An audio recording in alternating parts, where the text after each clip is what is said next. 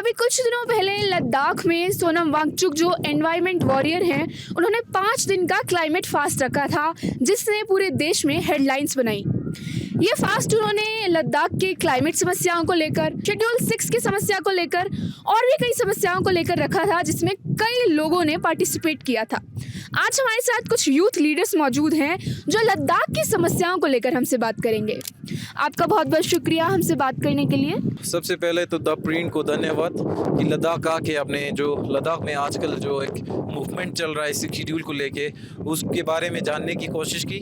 और साथ ही साथ मैं संजिन शोस्पेल, एपेक्स बॉडी यूथ का कोऑर्डिनेटर, आज सिक्स शेड्यूल का मूवमेंट कैसे स्टार्ट हुआ और सिक्स शेड्यूल लद्दाख के हक में है कि नहीं है और लद्दाख को चाहिए क्यों, इन सब के बारे में आप सबको थोड़ा बताने की कोशिश करूँगा।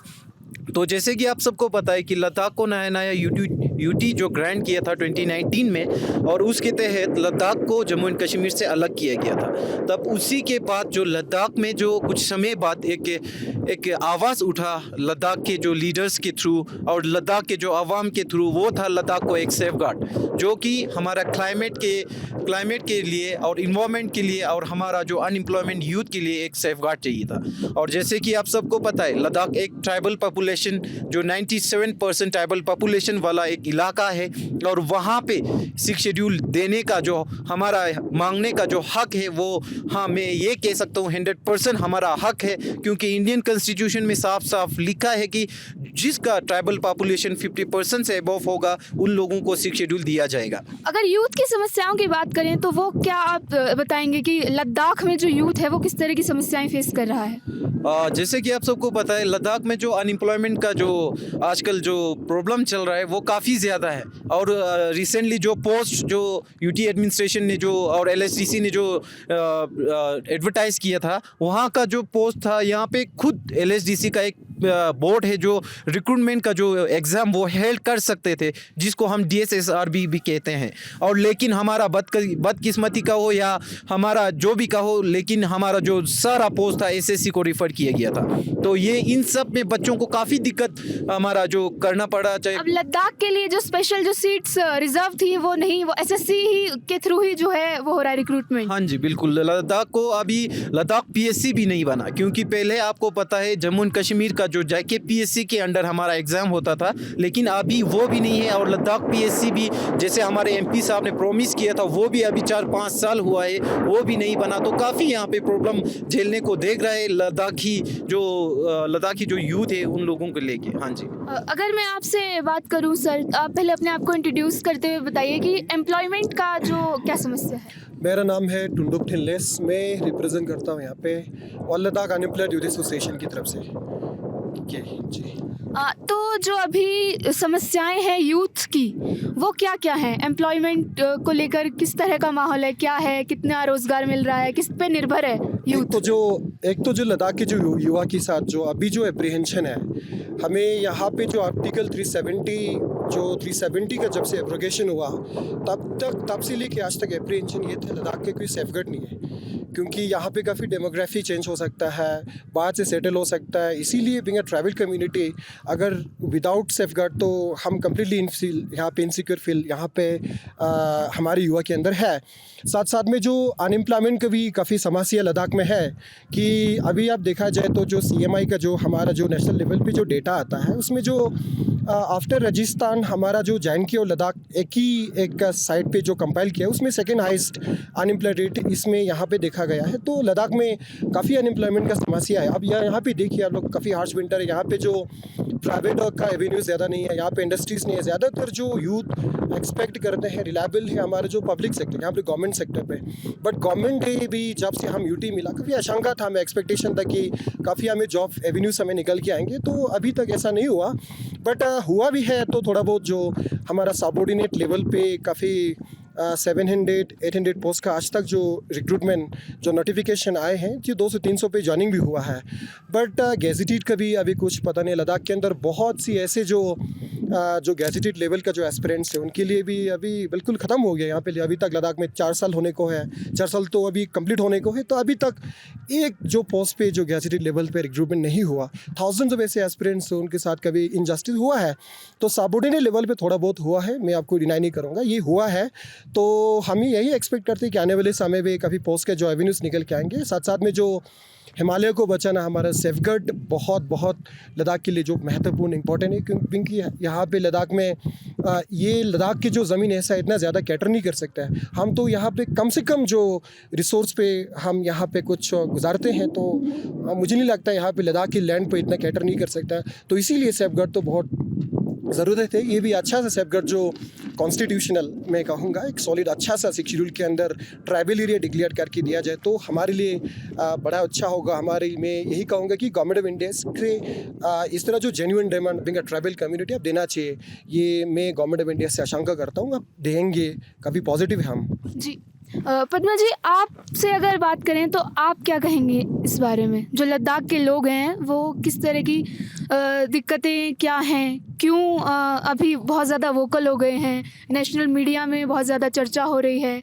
मुझे सुनने में आया कि दिल्ली तक लोग जाने वाले हैं इसके लिए।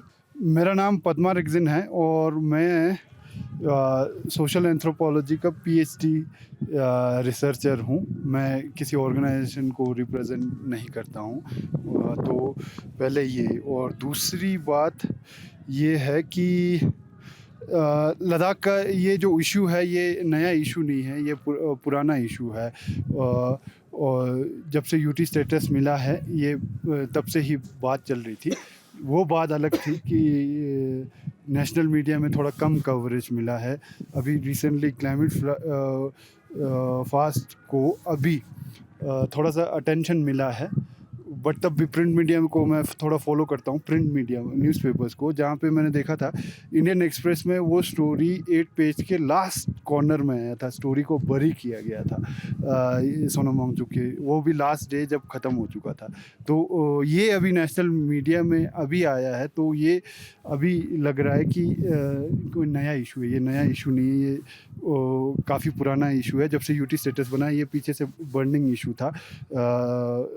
और दूसरी बात जो मैं बोलना चाहता हूँ, जो भी पॉलिटिकल टर्मोइल या बैकग्राउंड में जो भी हो रहा है उसके पीछे दो ब्रॉड एस्पेक्ट्स है।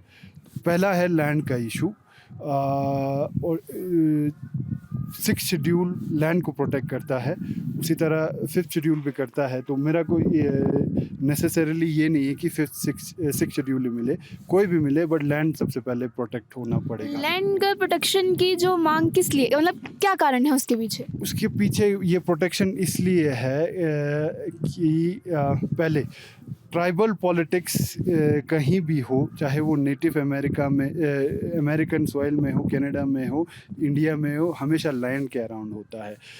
क्योंकि लैंड बहुत इम्पोर्टेंट है। एक सेइंग है कि नेटिव अमेरिकन का कम्युनिटी का सेइंग है, we do not own the land, rather land own अस।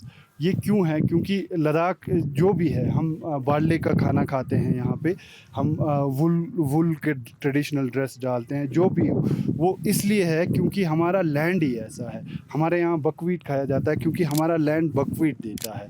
तो इसलिए लैंड बताता है कि हम लद्दाखी क्या है। हम लद्दाखी कुछ भी नहीं है। हम लैंड को ओन करना नहीं चाहते हैं, हम लैंड का ट्रस्टी है। हमारे एंसेस्टर्स यहाँ के लद्दाखी ट्रस्टीज थे, अब हम ट्रस्टी के तौर पे है। हम लैंड को प्रोटेक्ट करके नेक्स्ट जनरेशन को देते हैं। दूसरे फैक्टर जो लैंड इतना इम्पोर्टेंट है, क्योंकि लद्दाख का हैबिटेट या ज्योग्राफी ऐसा है जो थोड़े कम पॉपुलेशन को, जैसे मेरे साथियों ने पहले ही बोला था, कम पॉपुलेशन को सस्टेन कर पाता है।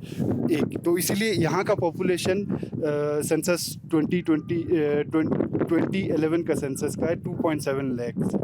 2.7 लाख दिल्ली के 1-2 गलियों में होंगे, मुंबई के 1-2 गलियों में होंगे। तो यहाँ पे अगर लैंड को नॉन नेटिव्स को परमिशन दिया जाए या लीगली वो लैंड बाय कर पाए, तो हम ही नेटिव हो जाएंगे।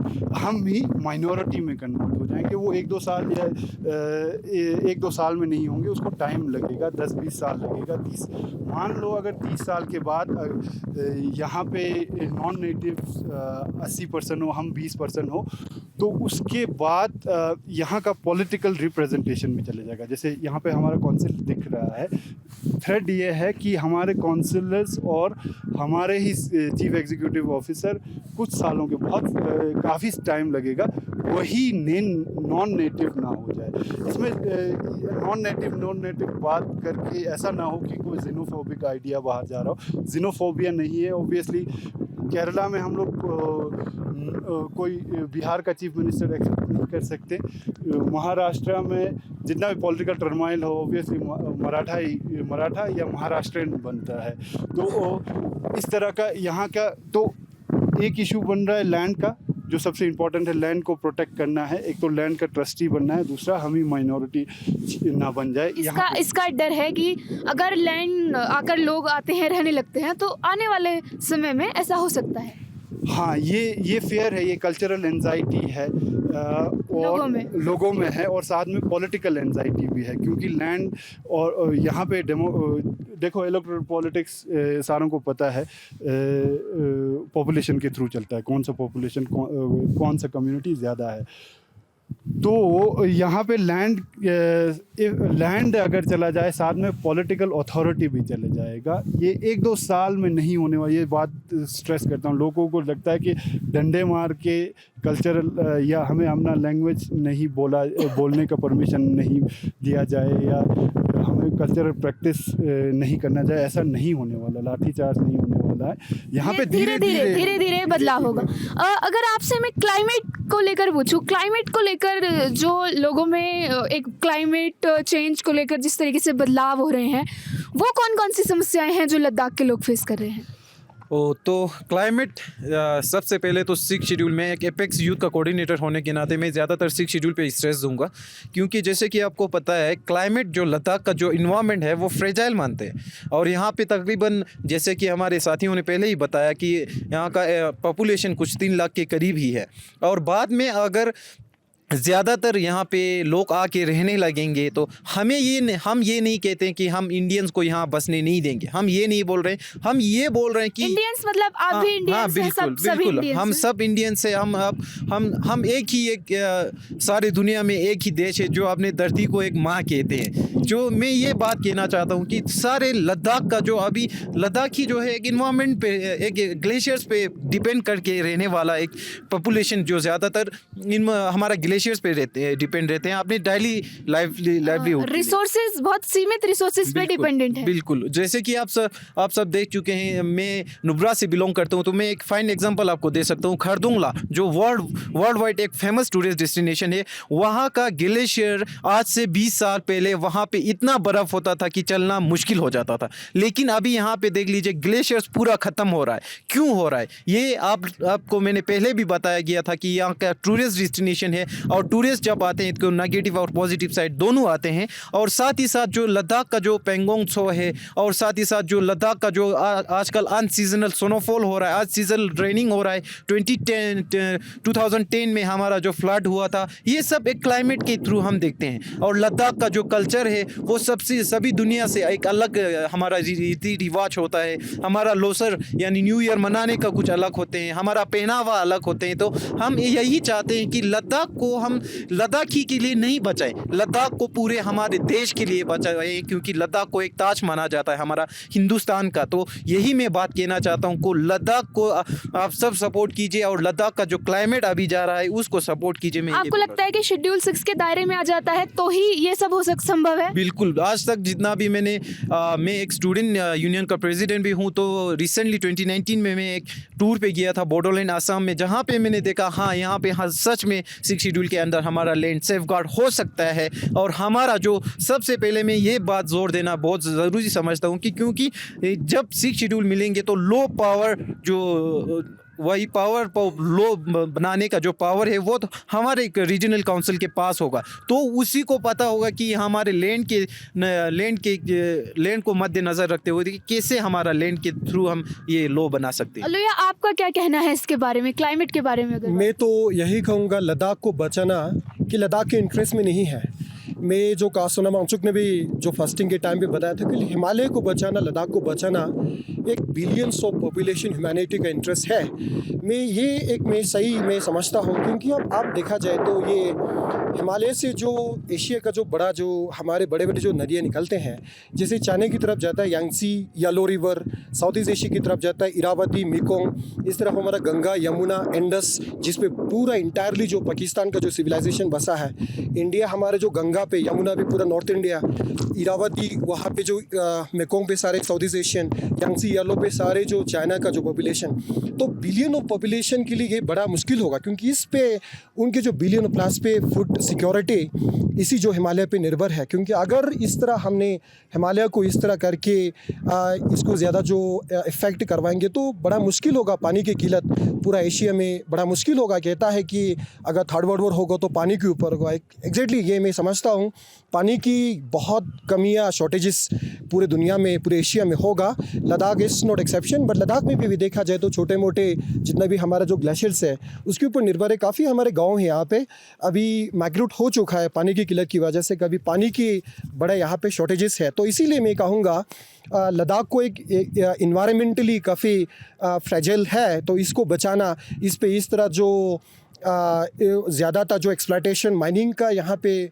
मुझे लगता है मुश्किल है यहाँ पे, क्योंकि इसकी वजह से काफ़ी प्रॉब्लम आएंगे। तो इसीलिए हम चाहते हैं कि कॉन्स्टिट्यूशनल सेफगार्ड दिया जाए। क्यों सबसे पहले तो ये है, मैं ये लगता हूँ कि 6 शेड्यूल में दिया जाए, और दूसरे शेड्यूल कॉन्स्टिट्यूशन जो भी देना है देना चाहिए, मगर लद्दाख को ट्राइबल एरिया डिक्लेयर करना में बहुत ज़रूरत है। अभी जो है बीजेपी की जो सरकार है, सेंट्रल गवर्नमेंट है, इन्होंने अपने मैनिफेस्टो में वादा किया था कि शेड्यूल 6 दिया जाएगा, लेकिन अभी तक नहीं दिया गया। अभी भी सोनम वांगचुक ने फास्ट किया 5 दिन का, वो लद्दाख में सफल रहा। नेशनल मीडिया में उसका बातचीत हुई, पूरे देश को पता चला कि हाँ, लद्दाख में कुछ समस्याएं हो रही हैं, लोगों को दिक्कतें हैं। तो आप ये बताइए कि अगर भविष्य में आगे और क्या क्या किया जा सकता है, कि अभी इसके लिए क्या क्या करेंगे लद्दाख के लोग, आपको क्या लगता है? देखिए, बीजेपी जब 2019 के जो लोकसभा का इलेक्शन हुआ तब भी उनके मैनिफेस्टो में था 6 शेड्यूल फॉर लद्दाख। उन्होंने 6 शेड्यूल पे हमसे वोट मांगा था, हम दिया भी था उनको। तो इसी कभी जेन्युइन लगा, लद्दाखियों सारे बीजेपी को यहाँ से जितवा था कि लोकसभा का जता है यहाँ से लतपुरी लद्दाख से। साथ साथ में 2020 का जो हमारे लोकल काउंसिल का इलेक्शन हुआ था उसमें भी बीजेपी का जीत हुआ था, क्योंकि एक काफ़ी अच्छे जो नंबर से जीत हुआ था, क्योंकि उन्होंने एक नंबर 1 पे उन्होंने वही 6 शेड्यूल का जो इश्यू लेके तो अभी जैसे कि मुझे बता रहे थे ये कि दिल्ली तक भी जाने का हुआ तो लोग जाएंगे। एग्जैक्टली अभी लद्दाख की तो अभी सेफ गार्ड के लिए, ये 6 शेड्यूल के प्रोटेक्शन के लिए तो एक they can go to any extent जा सकता है। ये हमारे लिए बड़ा इंपॉर्टेंट बन चुका है, हमारे एग्जिस्टेंस का ये खतरा हो चुका है। कि अभी देखिए लद्दाख में, मैंने बोला आपकी पहले, लद्दाख में ज़्यादा कैटर नहीं कर सकता है। जितना भी जो पॉपुलेशन है ये हमारे इसीलिए लैंड का फ्रेंडली है, कम से कम जो रिसोर्स पे यहाँ पे एक रिलायबल है हमारा। तो यहाँ पे ज़्यादा बसना, ज़्यादा सेटल होना, लैंड खरीदना, ये मुझे लगता है लद्दाख के लिए काफ़ी डेंजरस हो सकता है। इसीलिए मैं अभी ये कहना चाहूँगा आपको, लद्दाखी यूथ के अंदर अभी जॉब से ज़्यादा अप्रीहेंशन है एक प्रोटेक्शन का। प्रोटेक्शन बड़ा इम्पोर्टेंट अभी हमारे फ्यूचर के लिए ये हुआ है, काफ़ी अप्रीहेंशन है। तो गवर्नमेंट ऑफ इंडिया से चाहूँगा ये दे देंगे। काफ़ी पॉजिटिव है। बीजेपी ने भी 2 बार हमें मैनिफेस्टो में लेके आए थे, उनको हमने समर्थन किया, सपोर्ट किया, इसी 6 शेड्यूल को हमने वोट किया। तो इस तरह धोखा नहीं दे सकता। अब मुझे लगता है देंगे, हम काफ़ी पॉजिटिव है अभी। तो लद्दाख में जो मुद्दे हैं वो 2 सबसे बड़े मुद्दे हैं, एक क्लाइमेट और दूसरा शेड्यूल 6। यहाँ अभी 5 दिनों का जो फास्ट कंप्लीट हुआ वो सिर्फ अंत नहीं है। इसके बाद यहाँ के लोग 15 फरवरी के आसपास दिल्ली तक जाने वाले हैं, और इनका, जैसा कि आपने सुना, इन लोगों का कहना है कि जब तक शेड्यूल 6 नहीं मिल जाएगा तब तक वो रुकेंगे नहीं। ये जो मामला है वो आइडेंटिटी का है, एग्जिस्टेंस का है। बाकी देश और दुनिया की खबरों को जानने के लिए जुड़े रहिए दी प्रिंट के साथ।